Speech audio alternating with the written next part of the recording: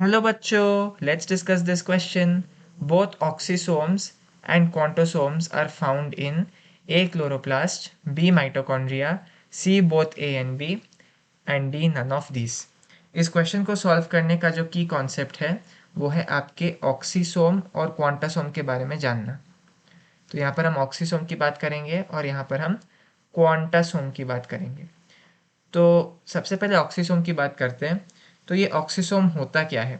आपको पता है कि आपको कपलिंग फैक्टर्स दिखते हैं माइटोकॉन्ड्रिया और क्लोरोप्लास्ट में। आपको कपलिंग फैक्टर्स दिखते हैं माइटोकॉन्ड्रिया और क्लोरोप्लास्ट में। तो ये जो कपलिंग फैक्टर्स है उनमें एक F0 पार्टिकल होता है और एक F1 पार्टिकल होता है। तो इसी F1 पार्टिकल को हम ऑक्सीसोम कहते हैं और ये माइटोकॉन्ड्रिया के क्रिस्टे में आपको दिखेगा। माइटोकॉन्ड्रिया के क्रिस्टे में ये जो इनफोल्डिंग्स होती है इनर मेम्ब्रेन की, वहाँ पर आपको ये F1 पार्टिकल दिखेगा और इससे एनर्जी प्रोडक्शन होता है। इसको हम क्या कहते हैं? क्रिस्टे। तो इससे एटीपी का फॉर्मेशन होता है। तो इसी कारण उनको हम ऑक्सीसोम्स कहते हैं और ऑक्सीसोम्स आपको माइटोकॉन्ड्रिया में दिख जाएंगे। और ये जो क्वांटासोम है, ये क्वांटासोम कुछ नहीं है, बस स्मॉल पैकेट्स होते हैं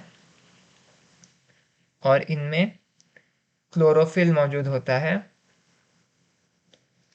इनमें क्लोरोफिल मौजूद होता है और इसी में आपकी फोटोसिंथेसिस होती है।